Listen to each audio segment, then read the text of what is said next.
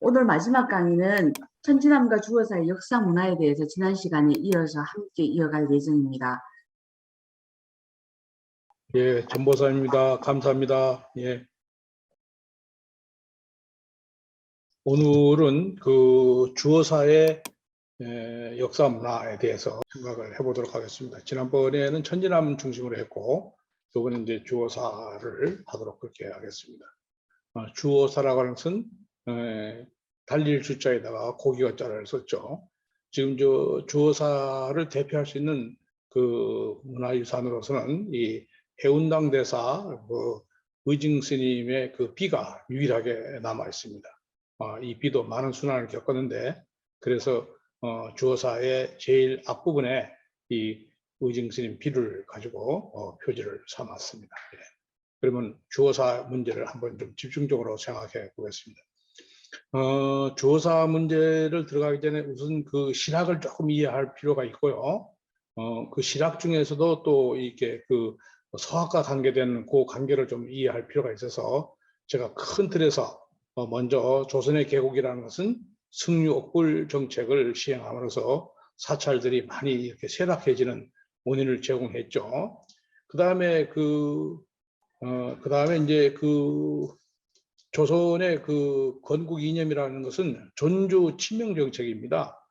주작을 받들고 명나라하고 가까이 지내자 하는 것이 이 조선의 개국의 그 정신이었고, 이 정신이 쭉 유지되어서 조선 왕조의 그 근간을 이뤘죠. 존주 친명, 즉 주작을 존중하고 명나라하고 가까이 지내자 하는 것은 참 어떤 면에서는 존주하는 것은 즉 다른 말로 말하면 학문을 받들자 하는 얘기죠. 그다음에 중국의 큰 나라인 명나라와 우리가 가까이 지내야 된다 하는 그런 그 정책이었는데, 이 정책은 조선 초기까지는 뭐 중기까지도 괜찮았어요. 근데 중기가 오면 이제 문제가 생기죠. 우리가 잘 아는 임진왜란, 황자호란, 이 양대의 대란을 겪게 됩니다. 이 난을 겪고 나니까 우리가 그 친명을 주장했는데, 이 친명 정책에 대한 정체성의 혼란이 왔어요. 즉 친명 친청의 갈림길에서 어느 길로 가야 할 것인가 하는 것이 대두가 되기 시작하죠. 물론 전통적인 주장은 다 친명입니다. 명나라가 가까이 된다는 거죠. 그러나 명나라가 이제 이 지구상에서 사라져 갔고 청나라가 등장을 하지 않았습니까? 근데 우리는 이 청나라를 오랑캐라고 해서 상당히 백한시했죠. 그런데 현실적인 입장에서는 어떻습니까? 명나라는 없어졌고요. 청나라입니다. 그래서 이 청나라 친명, 친청이라고 하는 두 갈래의 갈림길에서 많은 선비들이 이 참 혼돈의 그 모순을 겪었습니다. 그래도 사람으로 태어났으면 의리와 지조가 있어야지 하고 명나라를 고수하자고 하는 그런 친명파들. 현실은 그렇지 않은데 지금은 어떤 세상인가, 청나라가 지배하는 세상인데 청나라하고 가까이 지내야 되지 않느냐는 이 두 갈래의 길에서 친명, 친청세로 나눠져 가지고 혼돈의 그 시대를 보내면서 우리가 어떤 생각을 하게 되냐면은, 우리가 왜 명나라고 우리가 왜 청나라입니까? 우리는 조선이라고 하는 민족적 자아의식을 떠올리게 되죠. 이것이 바로 한강 남쪽에 광주에 있는 사람들의 생각입니다. 이 광주라고 하는 것은 한양도 가깝고 또 이 지방으로 가는 길목이기도 하고요.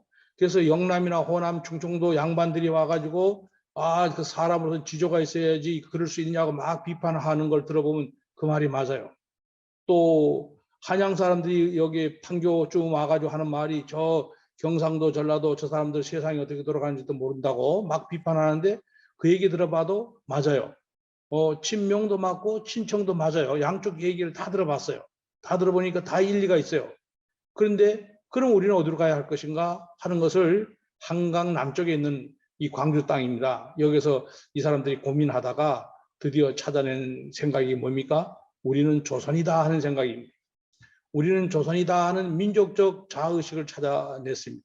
이게 이제 실학의 씨앗이 되어가지고 이렇게 활발하게 전개가 되죠.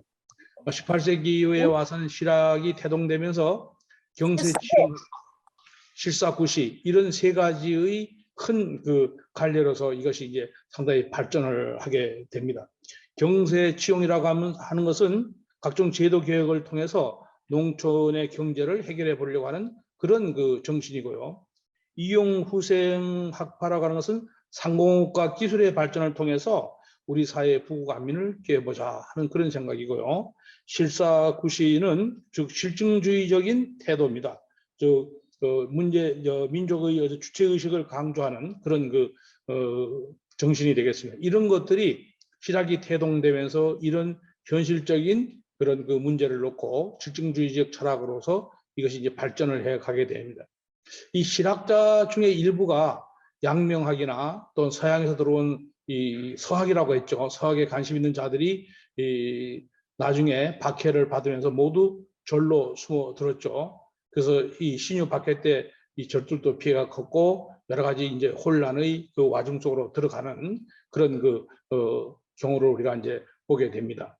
조선의 개국과 유학에 대해서 그리고 실학 이런 것들이 이제 이 서학을 우리가 바라보는 그런 관점에서 먼저 여기서 한번 생각해 봐야 되겠는데 이런 정신이 가장 농도 깊게 자리한 곳이 이 광주 땅이 되겠습니다. 그래서 이 한강과 광주 실학을 한번 생각해 볼 수가 있습니다.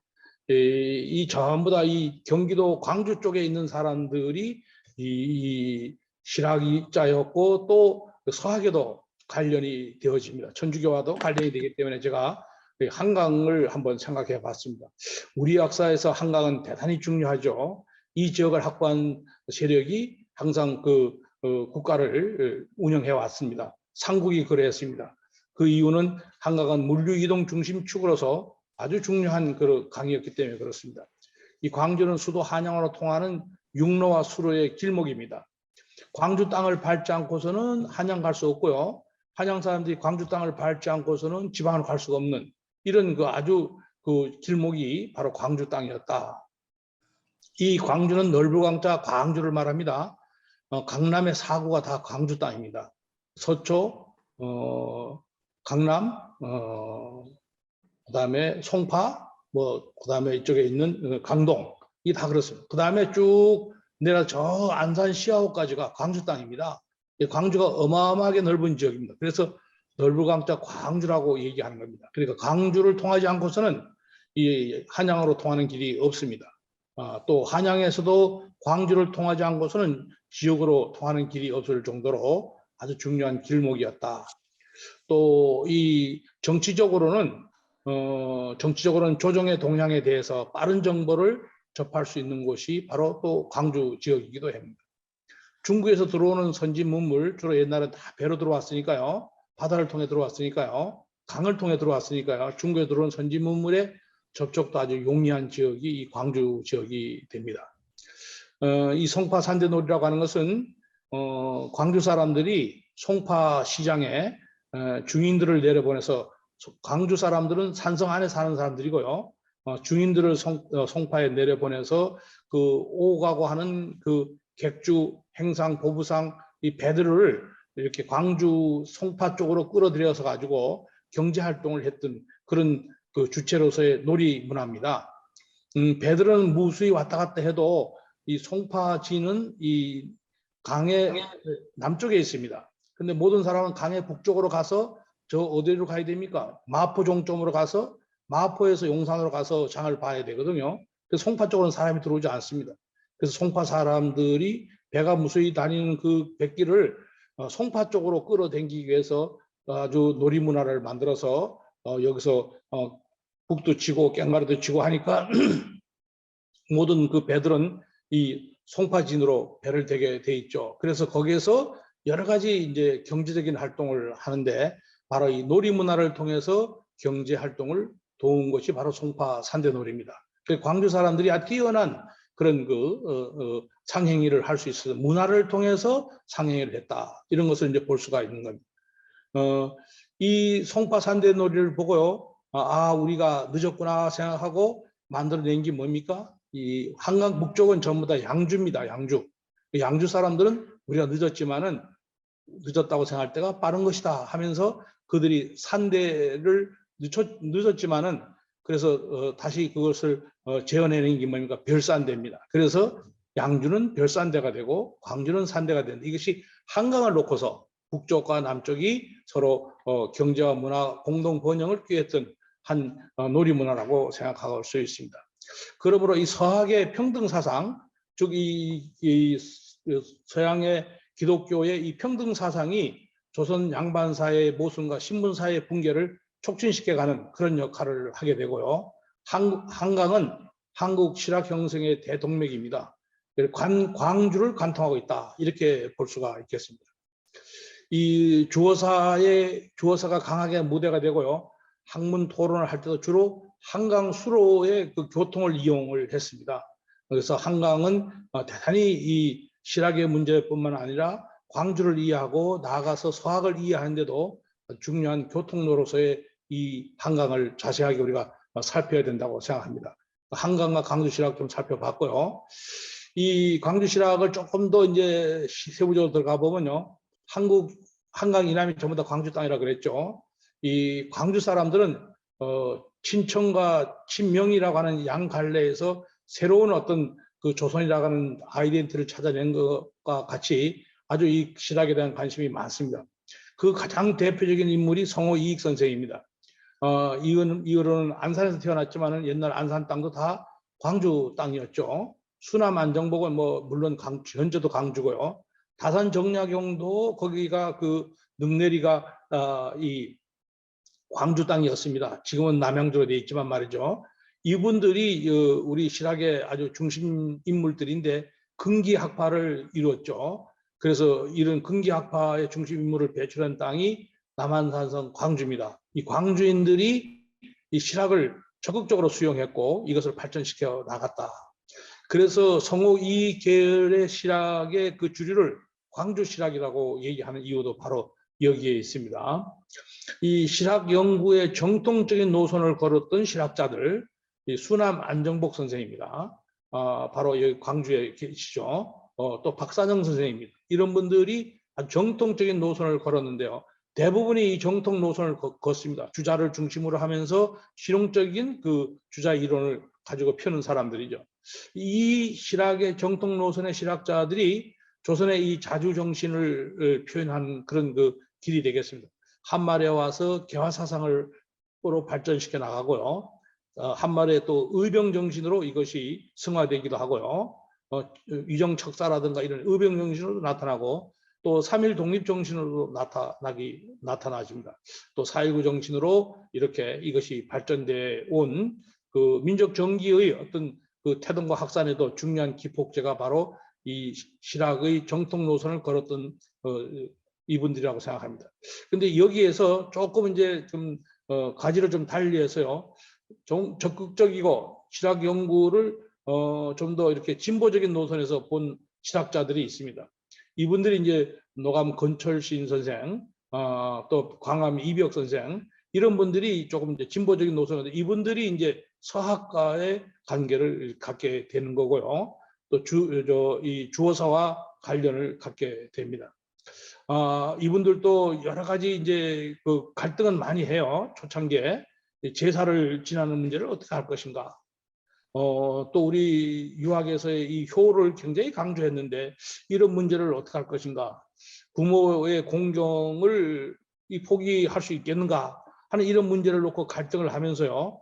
이들은 이제 이런 문제를 좀 거리를 두기 시작하죠. 이것이 이제 박해를 불러오는 하나의 그 요인이 되는 겁니다. 그래서 많은 이제 갈등 구조를 만들고요. 이런 것들을 그 전통적인 어떤 제사라든가 효 문제를 그 주어져 있는 것을 그대로 받아들인 게 아니고 내가 스스로가 그것에 대한 중요성을 깨달아야 된다고 하는 자득의 정신, 이런 것들을 이 진보적인 이 서학 실학자들이 주장하고 나오는 겁니다. 그래서 이분들이 이제 그 서학을 받아들이는데 앞장선 사람이 노감 권철신 선생님과 광암 이벽입니다. 권철신은 1736년에 태어나서요, 1801년까지 그래도 꽤 오래 사셨고요. 광암 이벽은 1754년에 태어나서 1785년에 돌아가셨으니까 32살 32해만 사셨습니다. 이분들의 그 삶이 녹록지 않았던 이유는 이런 그 기존의 정통적인 그 신학과 진보적인 서학과의 그 갈등 문제를 아주 심하게 겪었다 이렇게 볼 수가 있습니다. 특히 이 중에서 이제 권철신이 그 이 서학 연구에 가장 앞서 있는 사람인데요. 이분은 그 진보 노선의 신학자였습니다. 바로 양근리 갈산 사람입니다. 주어사와는 아주 가까운 거리에 있습니다. 이 양근이라는 것은 양근과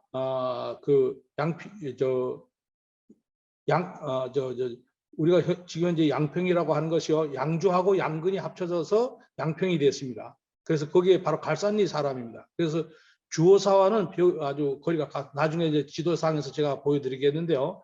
주어사와는 가까운 거리에 있고 그 해로를 통해서 연결되어지는 그런 거리에 있습니다. 바로 이 주어사는 그 여주시 삼북면 앵자봉 동쪽 기슬에 있는데요. 조선 후기 학자인 권철신의 집과는 아주 거리가 가까웠습니다. 그래서 권철신은 늘 이 주어사와의 그 거리 관계도 있었고 주어사에서 많은 시간을 보내게 됩니다.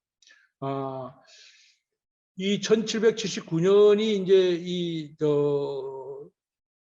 천주교의 입장에서는 이제 서학이 시작된 해로 보고 있습니다. 그것은 정조 3년이 되겠는데요. 이때가 주로 이 권철신을 중심으로 해가지고 정약전, 김원성, 권상학, 이총옥 이런 사람들이 한역 서학서, 즉 한자로 되어 있는 그 천주교의 그 책을 가지고 강학을 하기 시작했다 하는 겁니다. 주어사에서요.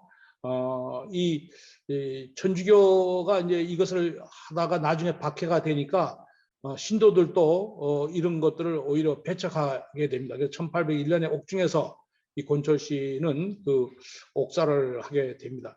이 권철신이 초기에 서학을 받아들인 그의 입장과 그 내용이 뭔가 하는 것을 우리가 주목해 보고요. 좀 더 깊이 권철신에 대해서는 연구할 필요가 있다 생각됩니다. 우리가 상대를 정확하게 알아야 되니까요. 이 서학이 들어올 때의 권철신과 광암 이벽 이런 분들에 대해서는 우리가 좀 더 깊이 있게 연구를 해야 됩니다. 이런 그 소식을 듣고 광암 이벽이라는 그 실학자가 또 여기에 적극 가담을 하게 됩니다. 그래서 이 초창기의 서학은 권철신과 이벽 이 두 사람이 주도했다고 볼 수가 있겠습니다. 그다음에 이제 이벽의 서학의 그 진보 노선이라고 했는데요. 이벽은 아주 더 강한 한쪽으로 더 치우쳐 있는 그런 그 성향을 가지고 있는데요. 이 성호 이익의 그 남인학자입니다.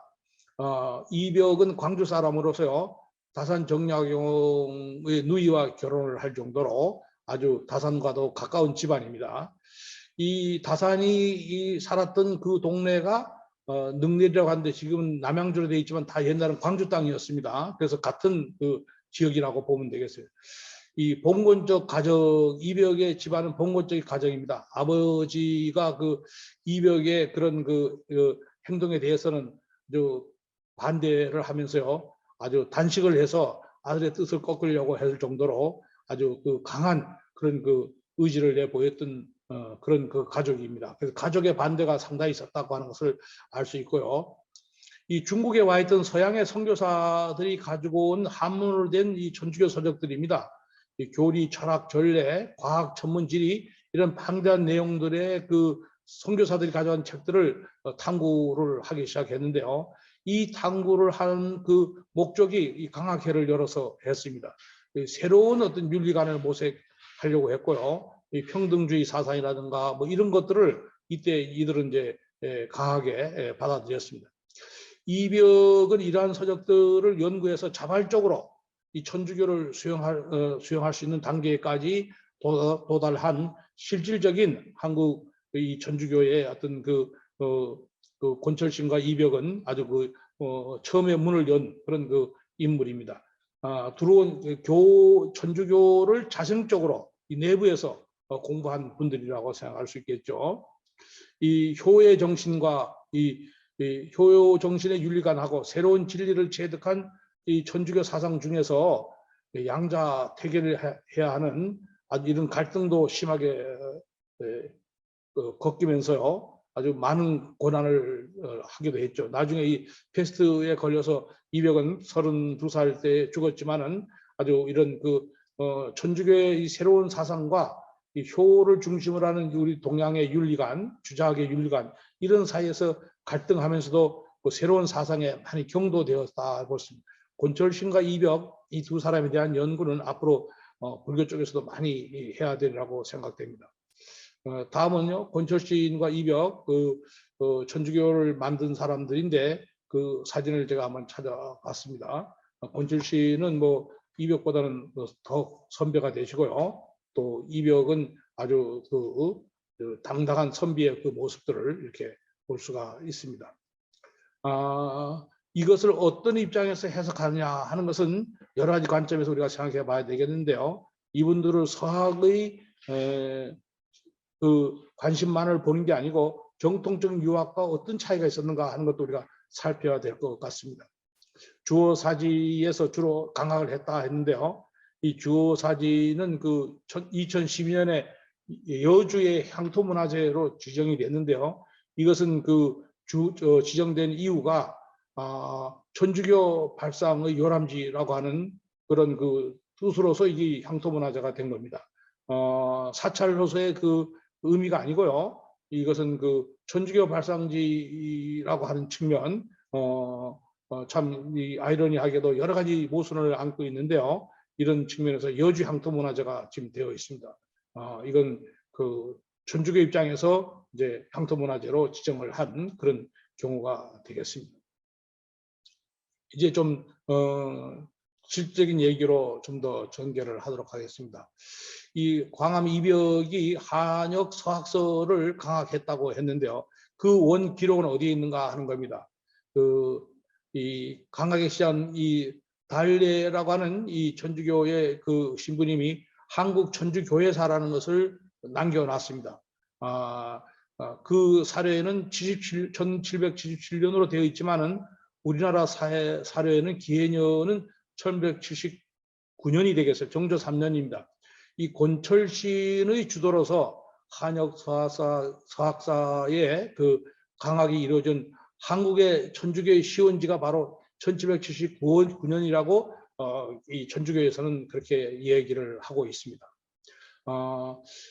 이분들이 그와 같이 동조했던 이승훈의 만천유고 또 이 책과 또 정약전 등이 이벽과 정약전 등이 많은 천주 공경가, 십계명가 이런 것들을 바로 지었던 해가 이때부터라고 얘기를 하고 있죠.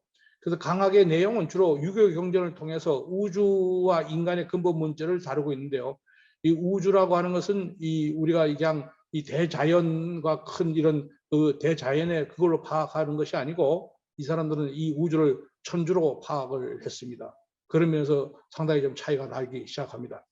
인간의 근본 문제, 이거 주로 기독교적인 이 평등의 문제 이런 것들을 이제 다루기 시작을 했습니다. 이 한역 서학사를 통해서 보면은 천주교의 교리도 우리가 검토도 집중적으로 이루어졌고 천주교의 신앙에까지 자생적으로 이렇게 간 것이 바로 1779년을 기점으로 하고 있다는 사실 우리가 조금 더 깊이 있게 다뤄봐야 할 것 같습니다.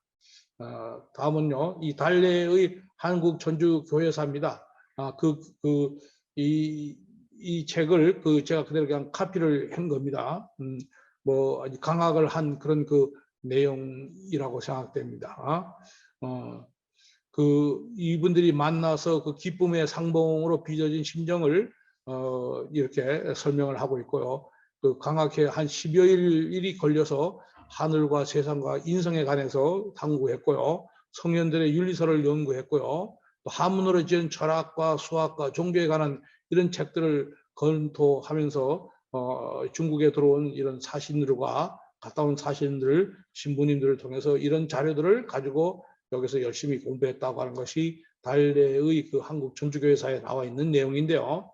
물론 달래는 1776년이라고 했지만은 79년으로 보는 것이 지금 학계에서의 정설로 보고 있습니다. 광암 이법은 아주 권철신보다도 더 진보 노선을 걸었다고 했는데요. 이분의 집안은 무반 가문입니다. 할아버지, 아버지가 전부 다 그 무인이었습니다. 아주 그런 강직한 무인의 전통 속에서도 이분은 기본적으로 유학자로서의 소양을 가지고 있었고 인문학적인 상상력도 대단했던 분 같습니다.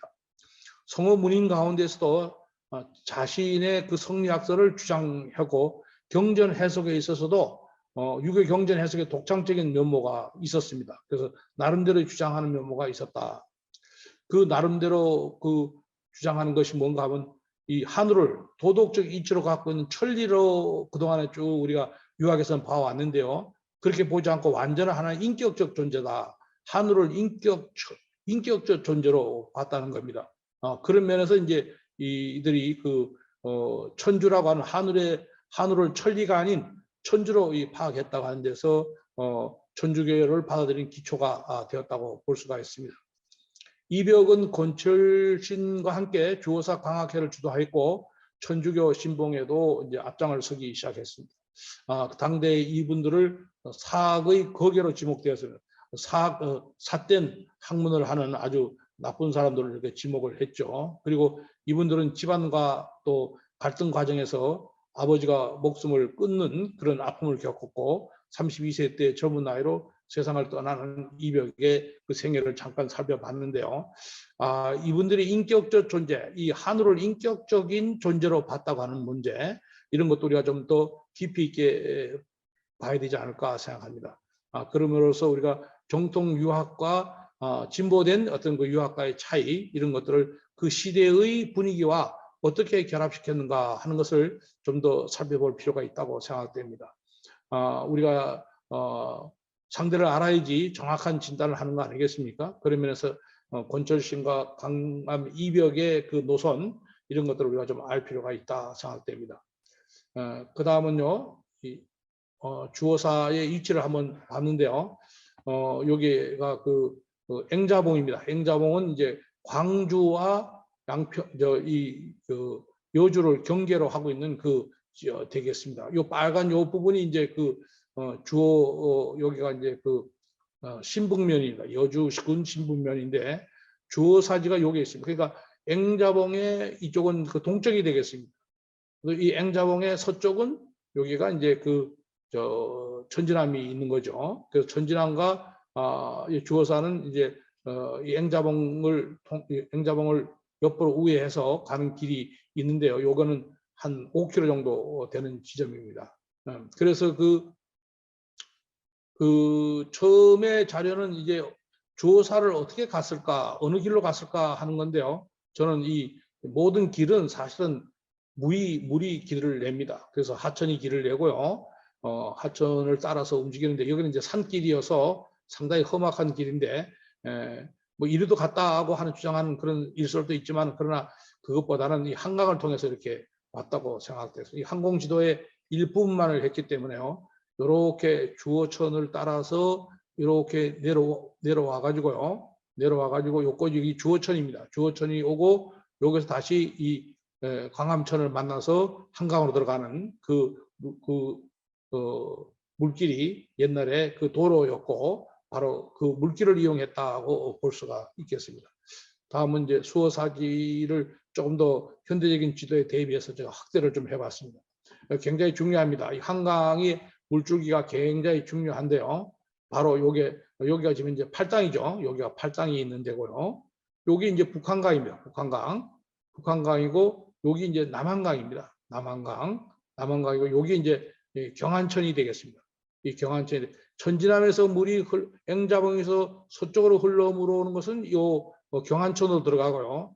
이 앵자봉을 중심으로 해서 서쪽으로 흐르는 이 주어천으로 흐르는 물, 요 주어천으로 흐르는 물이 여기 또 요렇게 흘러서요. 요로 가는 게 아니고요. 요 골짜기를 따라서 이렇게 내려가서 요로 세월리로 들어가는데요. 여기가 이제 물길이 따로 또 있어요. 용담천입니다. 여기 용담리인데 용담이라고 하는 이 용담으로 해서 주어천으로 이렇게 들어가는 그 길길이 돼요. 그래서 한양에서 배를 타고 오면은 이렇게 올라와서 여기에 와서 용담이라고 하는 여기에서 이제 주어천으로 용담천으로 해서 다시 주어천으로 흐르는 그 길목이 하나의 그 도로의 루트가 되고요. 도로 옆으로 하천이 흐르고 그렇습니다. 그래서 이 주어사지를 우리가 지도에서 한번 봤고요. 요거는 이제 항공 지도에서 본 그런 면입니다. 그래서 지리적인 어떤 위치 이런 것들을 우리가 잘 생각을 해봐야 되고요. 그 이벽이라고 이제 그 원철신 같은 분은 바로 여기 가까이 살았습니다. 바로 여기 양평 지금 양근리 갈산이라는 곳이 요쯤 되는데요. 여기서 살았기 때문에 강을 건너오면 바로 여기 용담천으로 해서 이렇게 돌아 수호사로 올라올 수 있는 그 길입니다. 그래서 가까이에 이 주호사가 있었다고 이렇게 봐야 될 수 있습니다. 이 주호사에서 강화했다는 것 한 번 더 우리가 생각해 볼 문제가 있는데요. 여의당 전서와 노감 권철신의 묘지명에는 이 천진항과 주호사에서 강화를 했다 이렇게 되어 있는데요. 제가 조금 좀 더 이제 이 원전을 한 번 더 확인을 해야 되는데요. 주호사가 큰절이고 천진함은 거기에 딸린 암자입니다. 산의 암자라고 볼 수 있는데요. 천진함과 이걸 둘을 놨는데 그 다른 자료에는 선중시 묘지명과 만천유고에는 천진함 얘기는 없고요. 주호사로만 되어 있어요. 그래서 이 두 가지 주호사냐 천진함과 주호사냐 두 가지를 놓고서요.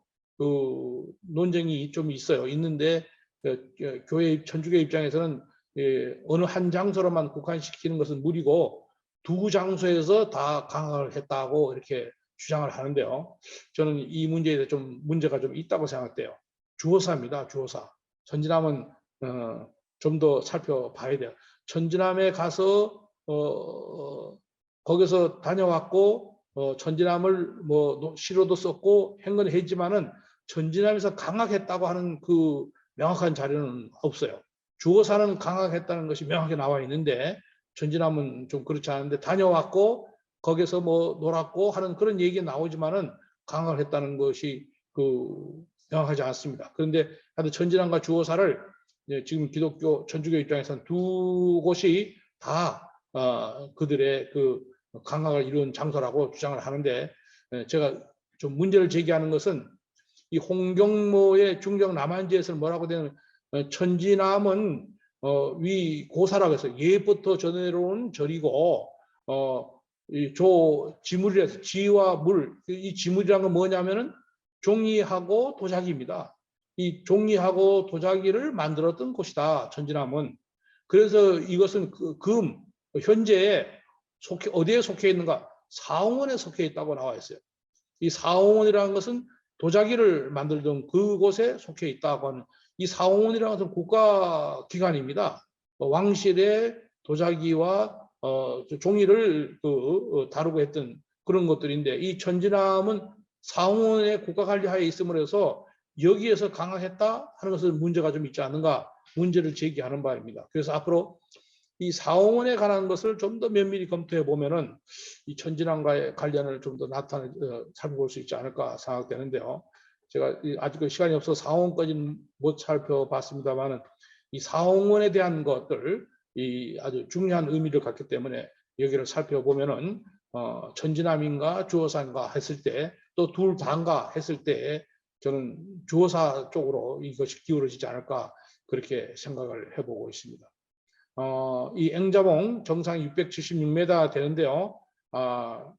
지금은 거기에는 주호사는 뭐 절터만 남아 있고 천주교의 사적지라고 이렇게 여주군에서는 지적을 해놓고 있습니다만은 이런 것들을 좀 더 우리가 원전 자료를 통해서 확인을 해야 되겠다. 여의당 전서에도 분명히 거기가 강화했다는 기록은 없어요. 다산이 쓴 책입니다만 이거는 거기서 놀았다는 얘기는 있어도 강학을 했다는 얘기가 없어요. 그래서 이런 것들을 좀 더 우리가 면밀하게 살펴봐야 되겠다. 이렇게 생각되고 또 홍경모의 이 중정 남한죠. 아주 이 중요한 책입니다. 이 책에는 이것은 사홍원에 속해 있다고 했던 그 사홍원에서 종이와 도자기를 만들었다.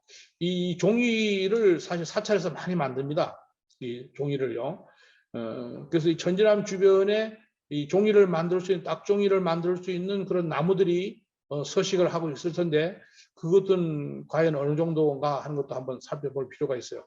이 딱종이가 만들 수 있는 나무가 없으면은 안 되니까요.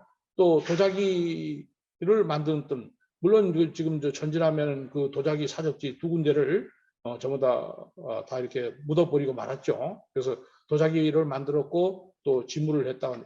이 종이 만드는 것이 노역이 굉장히 컸습니다. 이 종이 만드는 것 때문에 나중에 이제 노역 때문에 승려들이 저를 떠나게 되고 폐사가 되는 경우가 여러 곳에서 나오고 있습니다. 그래서 이 천지남과 상홍원과의 관계, 이 상홍원은 분명히 국가관리 국가기관입니다. 왕실기관입니다. 근데 여기서 강화를 했다? 저는 조금 문제가 있다고 생각되는데요. 기존의 천주교학자들은 2군데 다 했다고 얘기하지만은 저는 주어사라고 하는 것이 더 타당하다 이렇게 봐지는 입장입니다. 그 주어사가 있는 삼북면의 지도인데요. 여기서 이 파랗게 된 요 부분이 이제 그 삼북면입니다. 여기가 이제 양평 한강이 이렇게 흘러가고 있고요. 하고 있고 여기가 이제 그 이렇게 올라가면요 주어리가 있고요. 여기 주어사가 요쯤에 있습니다. 주어사가 요쯤에 있고요. 요렇게 주어사가 있는데 요렇게 내려오는 길이 주어천이에요. 주어천이고 여기서 요렇게 흘러가서 이 용남리로 흘러가는 이거 용남천입니다.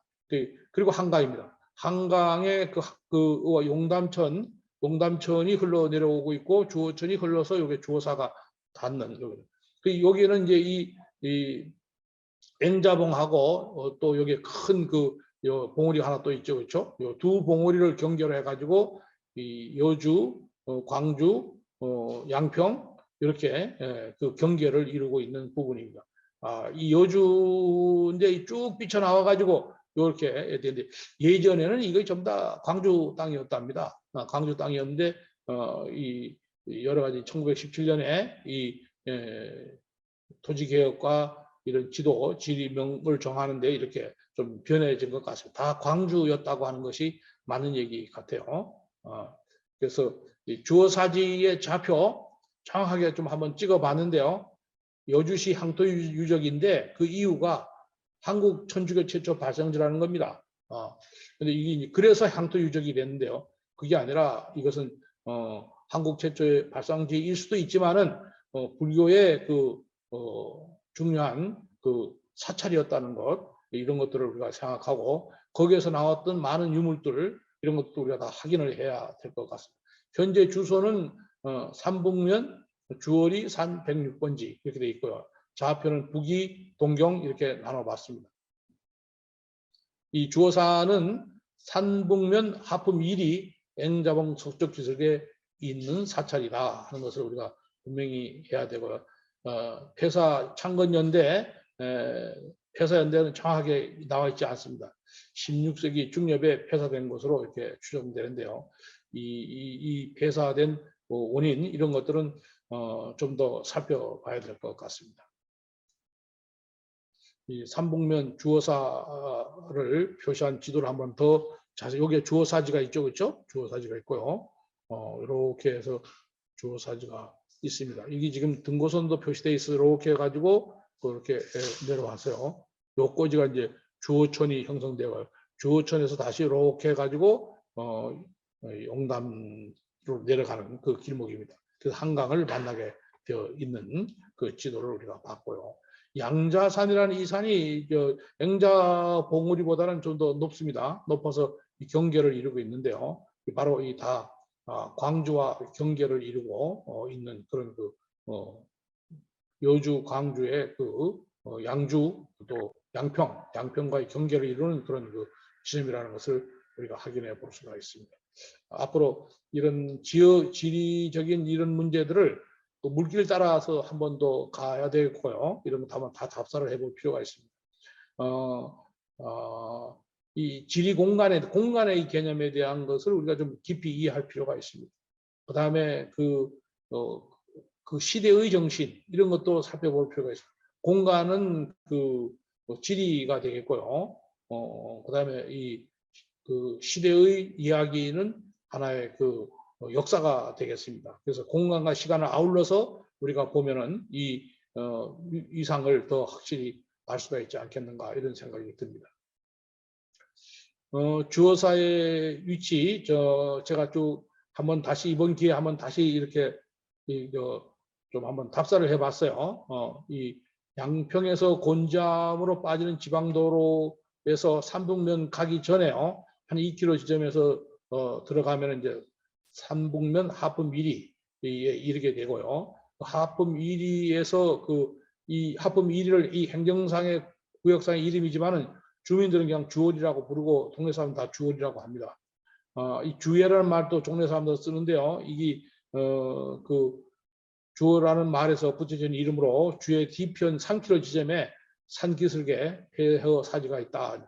그 마을 제일 밑에 마을에서 주회라고 하는 그 마을이 있는데 거기서 한 3km 지점에 이제 폐사지가 있다고 얘기하는 겁니다.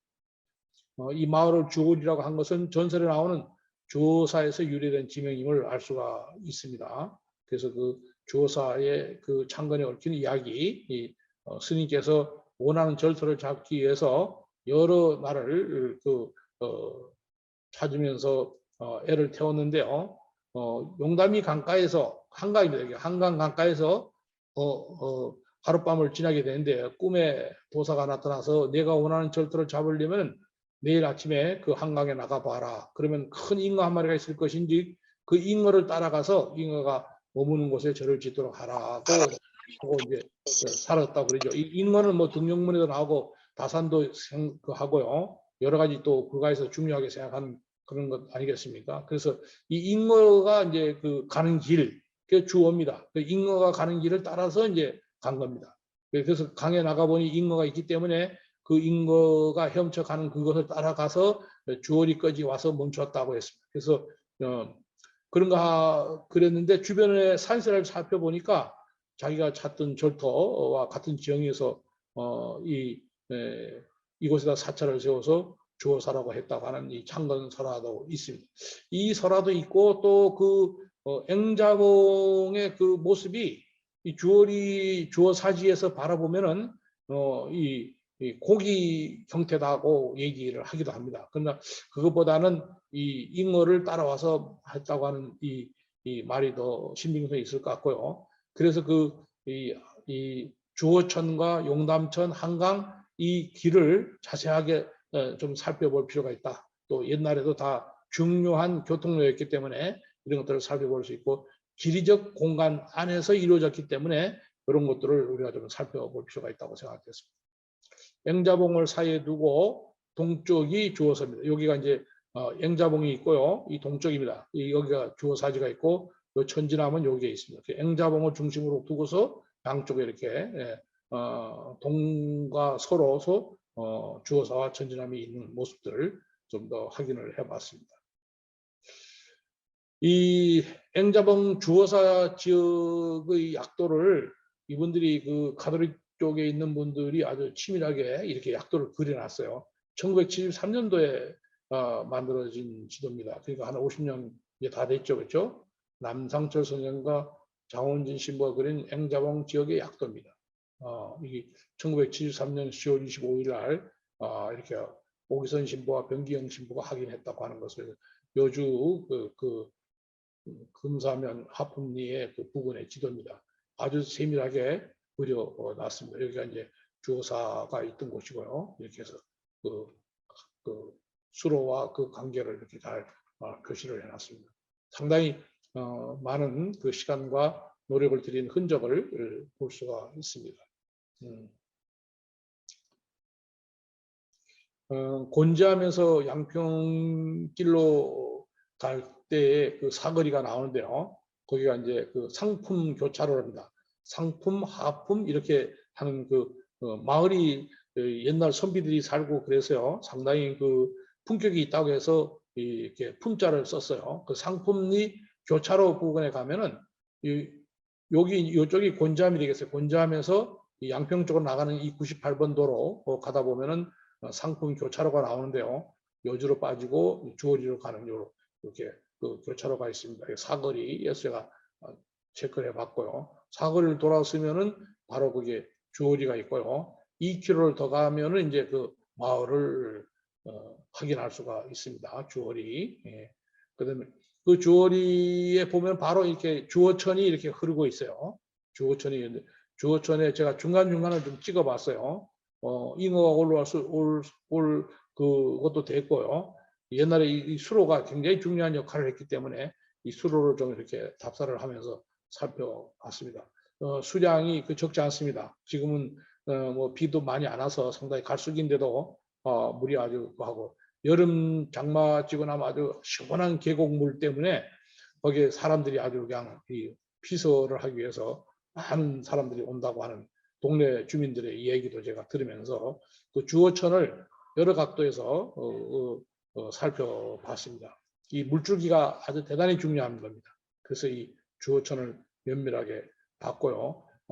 그 상거리쯤에서 이 양자산과 앵자봉으로 가는 갈림길에서 요 등산로도 한번 살펴봤습니다. 다음은 이제 좀 더 가면요, 그 여주 주어사지 이 여주라고 해서 저 시륵사에 있는 그쪽하고 여기는 굉장히 멉니다. 시륵사 이건 양평 쪽입니다. 양평 광주 쪽입니다. 광주에 붙어 있는 바로 그 이게 여주의 주어사지 보이죠, 그렇죠?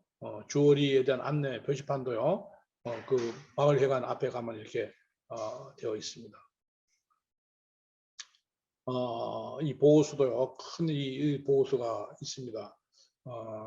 거의 한 400년 된 이런 느티나무 큰 보호수가 있는데 아마 이 보호수는 주어사의 그 역사를 다 알고 있을 것 같습니다. 그래서 제가 한 카트 찍어봤습니다. 보호수. 그다음에 이제 이 주어천의 그 모습을 좀 상류로 올라와서 봤습니다. 바위와 그 물이 잘 조화되어 있고 물의 양이 요즘 같은 갈수기인데도 불구하고 상당히 많은 편입니다. 그래서 이 주어천이 주어 잉어가 올라온 길이라고도 하기도 하고 또 사실은 이런 천을 하천을 따라서 길이 생기고 강을 따라 길이 생기고요. 그다음에 바다를 향해서 또 길이 생기는 겁니다. 사람이 먼저 길을 내는 게 아닙니다.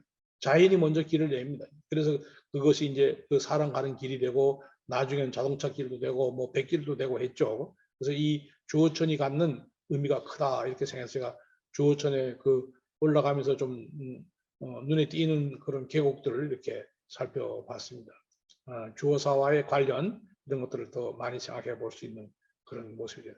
뭐 공사도 하고 있고 보니까 도로 공사도 하고 있고 또 이 뭐 정비 사업 같은 것도 하고 있는 그런 그 모습을 볼 수가 있습니다.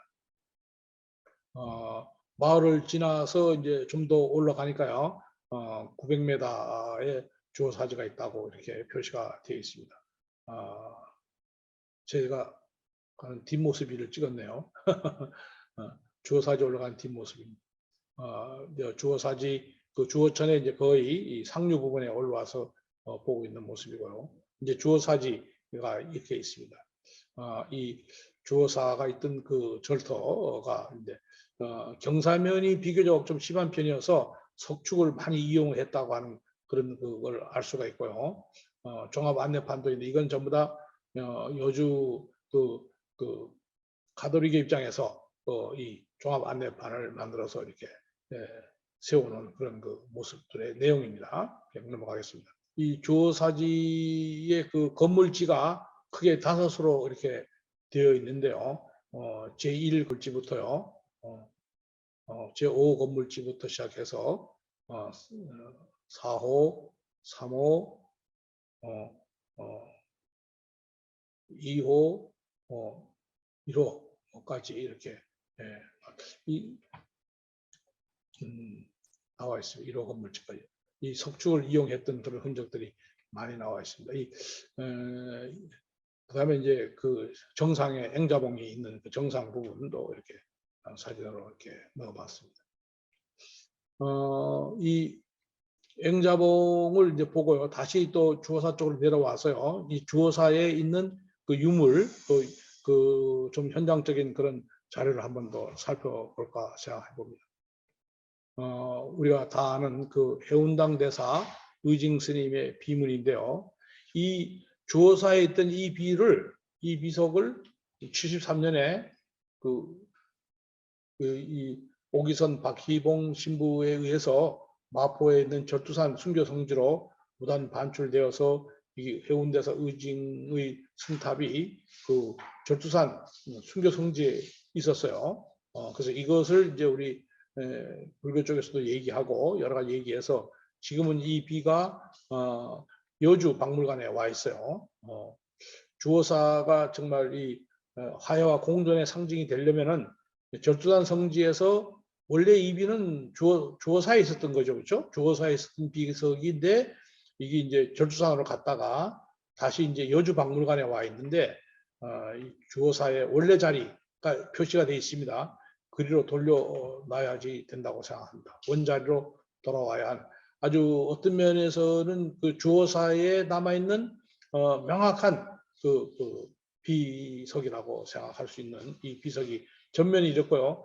후면에 여기 이제 주어사 옛날 절터 그 탑비가 있던 그렇게 되어 있어요. 주어사 오르는 길에 그 탑비가 있던 위치가 표시되어 있고요.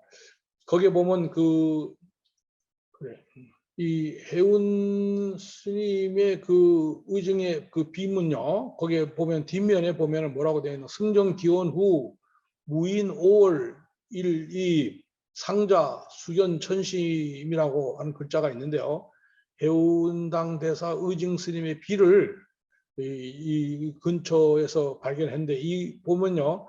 이 그 의증 스님의 상자인 그 수견 천신 스님이 세운 비석이라고 나오는데 이때 해가 숙종 25년 1698년입니다. 그러니까 이 주어사는 이전에 이미 있었다고 우리가 볼 수가 있겠죠, 그렇죠? 이 해운당이라고 했는데 이 해운 환경 입법 계품에 나오는 선제동자가 두 번째로 찾아간 스승의 이름에서 따온 그런 그 법명이라고 보면 되겠습니다. 이것을 토대로 해서 1698년 그 이전에 이미 주어사는 존재했다 그리고 볼 수가 있겠죠. 그래서 앞으로 주어사의 그 여러 가지 그 내력을 밝혀내는데 중요한 그 비석이 되겠습니다.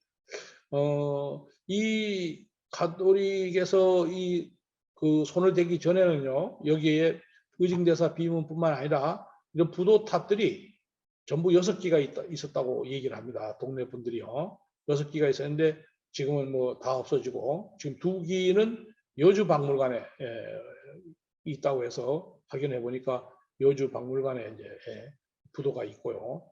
하나는 이제 이름 명칭까지 분명히 나와 있습니다. 정려 스님의 부도다 이렇게 나와 있어요. 정려의 부도다 하는 것이 나와 있습니다. 취암당 대사 정려 부도라고 되어 있습니다. 여주 박물관에 있는데 이런 것들도 앞으로 정비가 되면은 다 현장에 갖다가 놔야지 여주 박물관에 있어야 할 그런 물건은 아닌 것 같습니다. 또 전주학자들의 포토정도 만들었어요. 이 사람들이 열심히 여기서 전주학자들의 그 사진도 이렇게 포토정을 찍기도 해놓고 이런 걸 또 해놨습니다. 이 주어사로 가는 그 이동 경로 여기에는 이제 이동 경로를 그 변경 신부의 주장은 이렇습니다. 요 한강을 따라 가져와 가지고요. 따라와서 주어사로 가는 길이 이렇게 해가지고 요리로 왔다는 설 하나 하고요. 또 요렇게 한강을 더 따라 내려와 가지고 요렇게 해서 요렇게 들어왔다는 설이 있어요. 근데 이거 그다음에 또 이렇게 그 능내리에서 건너 가지고요. 그래서 천지남으로 와서 이렇게 왔다는 설이 있는데요. 천지남에서 요거 가는 길이 상당히 험한 길입니다. 아주 고개가 크고요. 그래서 이것보다는 용담천과 주어천을 따라서 왔던 요 길이 가장 유력하지 않겠는가 이렇게 저는 보고 있습니다. 변경 신부의 주장과 그 최석우 신부의 주장 그것을 다 봤는데 요 내용이 제일 가능하지 않겠는가. 길 따라 물 따라를 봤을 때 그렇다고 하는 생각을 가질 수가 있습니다. 제가 그 밑에서요 이렇게 그 앵자봉을 이렇게 바라봤는데 그 철탑이 있고요. 앵자봉의 모습이 거의 한 7분 응선에서 바라본 그런 앵자봉의 모습도 한번 살펴봤어요. 앵자봉이 상당히 중요하기 때문에 봤습니다.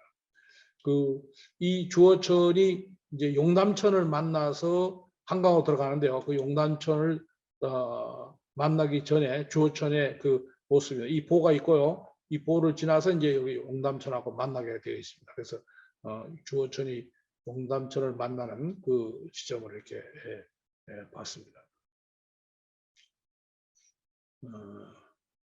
그 다음에 이제 이 두 지점이 상품리와 주어리가 합수가 되는 그 지점입니다. 여기가 강이 좀 잘 안 나왔네요. 합수되는 지점이고요. 용담천이라고 하는 그 큰 팻말이 보이죠.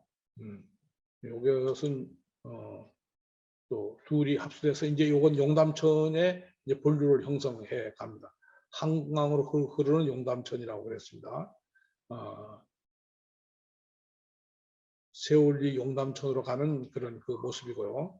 이제 결론 부분에 가서요. 9시 1시간이 지났네, 훌쩍요. 네. 자, 이제 결론 부분에 가서 제가 좀 얘기를 하고 싶은 얘기를 좀 하도록 하겠습니다. 이 가톨릭의 어떤 정복론적인 태도, 이게 조금 문제가 있지 않겠는가 생각이 듭니다. 이 주어사 정제화 사업은 천주교의 이 정복론적인 태도, 또 그들이 그 나름대로의 정체성을 강조하기 위해서 비롯됐습니다. 이분들의 논리라고 하면은 이 관아가 있는 곳, 관아가 있고 내옥, 즉 감옥이 있는 곳은 다 그들의 성지라고 해도 과언이 아닙니다. 이런 식으로 확대 해석하면요, 이런 것들은 좀 위험한 그 사관이다 이렇게 생각이 됩니다.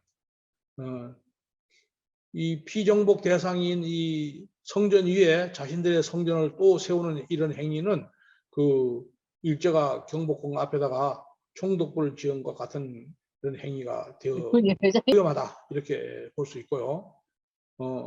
천주교가 반성하고 이 정복론적인 태도 이런 것보다는 문화습합적인 태도로 전환해야 된다고 생각할 수 있습니다. 기존의 문화가 있고요. 또 새로운 전래되는 문화가 있죠. 그것이 둘이 어떻게 융합하고 어떻게 습합해 가는가 하는 거를 봐야지 하나를 완전히 없애버리고 배제시키는 그런 정복론적인 태도는 좀 문제가 있지 않겠는가. 이런 면에서 우리가 이 문제를 잘 풀어가야 되지 않겠는가 생각. 서로가 반성할 점이 뭔가 하는 것도 한번 생각해 봐야 된다고 생각하고요. 그들의 그 논리를 확대시키면 서대문 형무소도 성지라고 해야 됩니다. 사실은 지금 저 서산에 있는 그런 성도 다 성지라고 돼 있죠, 그렇죠? 이런 것들이 좀 문제가 있는 거죠. 이런 것들은 하나도 손해 보지 않고 상대는 완전히 제압해 버리겠다고 하는 이런 태도인데요. 그런 좀 위험한 태도라고 생각되고요. 도움을 주었던 그 그룹을 배려해야죠. 근데 이런 것들은 이제 배려하지 않는 이런 태도들을 이런 것들은 좀 버려야 하지 않을까. 이 천주교의 주교님들은 그 여러 가지 그 강론에서도요. 서서문 공원도 자기네들의 뭡니까 공원 개발을 통해서 이 성지 개발을 해야 된다고 열을 올리기도 하죠. 그렇죠? 이 서대문 형무소 같은 데서는 그 이전에 이미 개하기 이전에도 거기가 중요한 그런 형무소 역할을 했기 때문에 많은 애국지사들이 또 가보동락뿐만 아니라 많은 애국지사들이 거기에서 다 순절해 갔던 곳이기도 한데 유독 천주교만의 그 성지는 아니죠. 또 이 성지를 개발하는 과정에서 자연훼손, 문화재훼손, 토지 매입에 따른 많은 문제점 이런 것도 이야기를 했는데요. 이런 것들을 조금 앞으로는 지양할 필요가 있다. 그럼에도 불구하고 성지 개발에 몰두하는 것은 이 가톨릭 신자들 가운데요, 이 권력층, 부유층이 상당히 있기 때문에 이런 것들을 하지 않겠는가 이런 생각이 들어서요. 앞으로 이런 것들을 잘 우리가 상대를 파악하고 또 우리의 어떤 대책을 세워서 함께 나아가지 않으면 안 되겠다 이렇게 생각이 듭니다. 종교의 평화 문제, 이 공정의 어떤 공존의 상징처로서 이 주거사 문제를 좀 봐야 되지 않을까 생각합니다. 시설을 자꾸 늘리고 복원한다기보다는 역사적인 사실을 떠올리고 종교평화 공존을 상징할 수 있는 공간으로 불교와 천주교가 협의해서 진행을 함께 해야 되지 어느 일방의 독주로서는 곤란하다고 봅니다. 자꾸 여기에다가 뭐 건물을 지어서 뭐 이렇게 하려고 하는데 이 천진암만 하더라도 물론 이렇게 몇 곳서 넓은 공지를 만들었습니다. 그 산세하고 어울리지 않는 건물을 짓는 것 이런 것들이 앞으로 다 크게 보면은 문제가 될 것 같습니다. 그래서 서로 평화와 공존의 상징처로서 이것을 보고 그 건물을 짓는 것보다는 그 속에 어떤 철학이 있는가 하는 것을 따져서 우리가 가야 되지 않겠는가 생각됩니다. 모든 종교가 신앙의 본령으로 돌아가는 계기로 삼아야 된다고 생각됩니다. 종교의 이 평화 문제도 자연스러운 모습으로 이루어지기를 우리는 바랄 수밖에 없다고 생각하고요. 불교와 천주교 등 종교가가 기념비적인 상징물을 세워서 주어사를 종교 순례지로 만드는 것은 어떨까 하는 생각을 해봤습니다. 그래서 습합이 되어가는 과정으로서의 어떤 이런 문제들을 다루어야지 어느 일방을 다 죽여버리고 없애버리고 하는 이런 태도는 좀 곤란하다 이렇게 봤습니다. 그래서 종교 평화가 바로 공존의 상징처로서의 주어사의 역할을 우리가 생각해 봐야 되겠습니다. 천진암은 사실 뭐 너무 많이 이렇게 왜곡이 되고 훼손이 됐습니다만은 이 주어사만큼은 좀 그 본래의 의미를 좀 살리는 쪽에서 가야 되지 않겠는가 생각이 듭니다. 그래서 이런 얘기를 해봤습니다. 종교 평화는 즉 세계 평화다 하는 얘기, 오늘날의 역사의식, 시대정신 이 두 가지 관점에서 봐도 종교 평화가 세계 평화가 답입니다. 절대로 종교의 평화를 위해서 무슨 세계가 전쟁을 한다 이것은 있을 수 없는 얘기죠. 옛날에는 있었지만 지금은 되지 않는 얘기고요. 종교 평화 이꼬르 세계 평화고 갈등 구조를 해결해 가는 데도 역시 이 종교의 평화가 굉장히 중요하다고 생각합니다.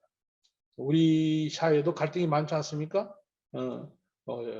이 영혼함의 갈등, 세대 간의 갈등, 뭐 지역 간의 갈등 이런 것들도 우리가 풀어가는 역사의식과 시대정신을 바탕으로 해서 거기서 어떤 이 평화를 찾아가야 된다. 그리고 종교가 이 평화 문제를 강조하는 것은 아주 바람직한 얘기다. 종교가 이 평화를 다루지 못하면 그거는 전쟁이죠. 그건 현대 사회에 와서는 참으로 많은 문제를 얘기한다는 것을 우리가 현실에 있어서도 우리가 잘 보고 있지 않습니까? 그런 면에서 종교 평화가 세계 평화로 가는 그 관점에서 우리가 때로는 포용하고 때로는 융합하고 그렇게 해야 되지 않겠는가 생각이 듭니다. 중요하다고 생각되는 공간이 가지는 의미가 아닙니다.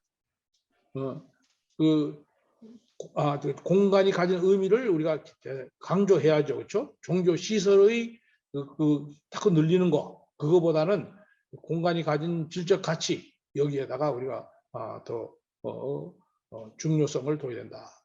그 지리적인 환경, 그 지역의 어떤 그런 것들에다가 건물을 자꾸 세워가지고 뭐 세를 과시하려고 하는 이런 것보다는 그 공간이 가진 가치 이런 것들을 우리가 좀 더 강조하고 그 의미를 살려내는 어떤 그 범위 안에서의 어떤 공간 설계 이런 것들이 필요하지 않겠는가 생각해 봅니다.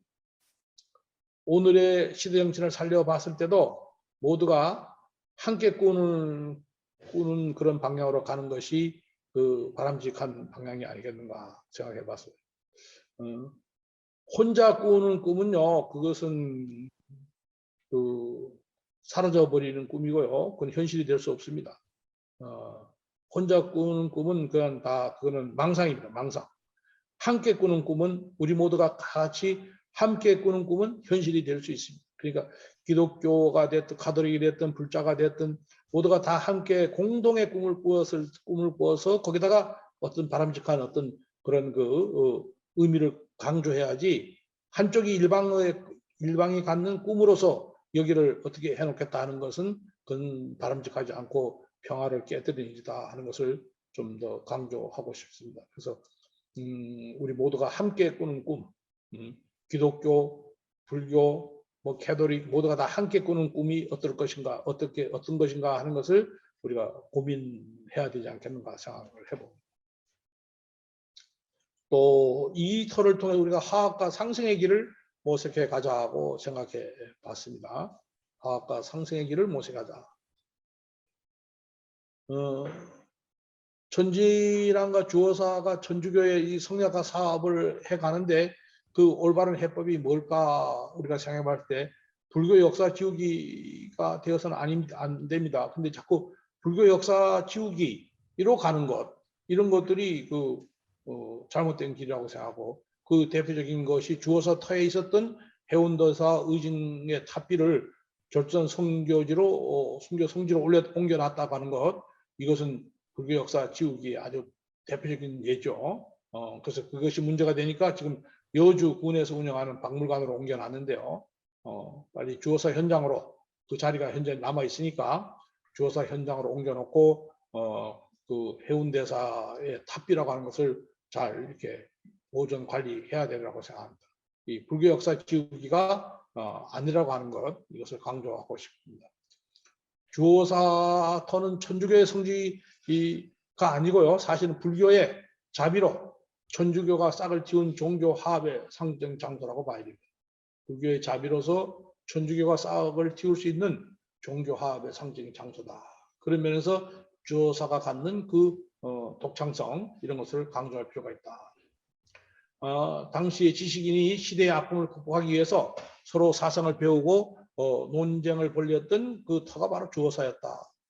그렇다고 하면 이런 토론을 통해서 진정한 종교의 역할과 종교 간 그 화합과 상승의 길을 함께 모색하는 장소로서의 이 주어사회가 우리들에게 새로운 어떤 길이 되지 않을까 하는 생각을 하고 화합과 상승의 길로 이것을 찾아가자고 하는 그런 부처님의 자비 정신을 바탕에 두고서 이런 걸 해봤습니다. 주어사 강학에서의 불교의 자비심 문제, 이 한국 가톨릭 교회는 이 성지를 너무 강조를 하고 있습니다. 뭐 어지간한 거에 다 성지라고 많이 강조하고 있는데 이 성지 비즈니스 사업 이런 것은 좀 앞으로는 지양해야 될 것 같습니다. 이 성지화 사업을 한다고 했을 때 여러 가지 문제를 많이 내포하고 있으면서도 불구하고도 이 성지화 사업을 하는데 이런 것들도 앞으로는 좀 더 생각을 좀 해야 되지 않을까 생각이 되고요. 주어사는 정확히 말하면 불교의 기본적인 도량이자 거기에서 한국 교회의 모두에게 어떤 모태가 될 수 있는 그런 장소이기도 합니다. 분명히 말하건대 사찰이고 그 사찰에서 여러 가지 그리스도의 복음이 함께 이야기가 된 그런 한국에서의 처음으로 교회의 이야기가 된 모태적인 장소다. 그런 면을 우리가 좀 강조할 필요가 있고요. 주어사라는 절에서 권철신, 이벽, 정약전 이런 사람들이 모여서 서학을 공부했는데요. 다사는 서학에 관련된 사실이 없어요. 근데 이제 정약전 그 형제들 얘기하니까 자꾸 정약용도 끌어들이는 경우가 있는데 그건 좀 과한 얘기라고 생각하고요. 우리가 그래서 실학에 관한 것들을 좀 더 체계적으로 생각해 볼 필요가 있습니다. 서학으로 불리는 그리스도교의 경전들을 공부하는 강학이 이루어졌던 곳이면은 틀림이 없습니다.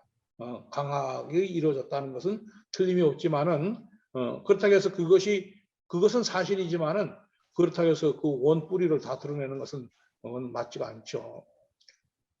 불교의 자비심에 경건이 추모하는 이 상징탑을 이거는 가톨릭에서 세워야 되리라고 봅니다.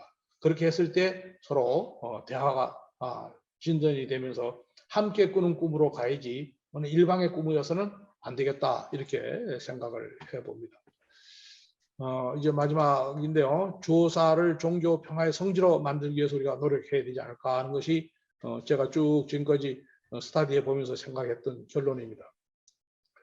서학을 공부하는 것이 위험했던 1779년 이때를 고려한다면은 불교 사찰이 유학자들에게 서학을 공부할 수 있도록 장소를 제공한 것은 큰 보시의 행위임이 틀림없습니다.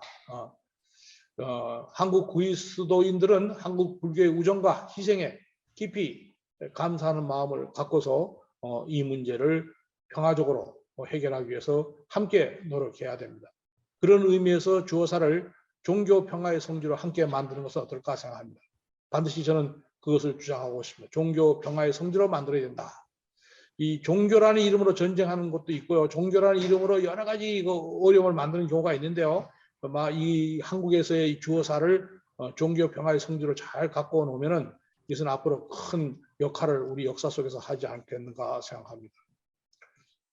주어사는 비단 한국 종교사에서뿐만 아니고 세계 종교사에서도 이 종교 평화의 성지가 되면은 종교사에서 영원히 빛나는 그런 장소로서 자리매김이 될 것 같습니다. 주어사 그곳에서 세계 곳곳에서 아직도 여전히 벌어지고 있는 종교 갈등을 치유하는 치유의 공간이 되고요. 세계 평화를 이루기 위해서 전 세계인이 세계의 젊은이들이 함께 모여 기도하는 평화의 동산이 되리라는 것을 확신하면서 이 주어사를 앞으로 우리가 어떻게 잘 가꾸어서 세계의 평화에 여기가 기여하는 성지가 될 것인가 하는 것을 앞으로 우리가 고민하고 또 고민하면서 천주교의 그 이야기도 들으면서 또 우리 얘기도 함께 해 나가야 되겠다.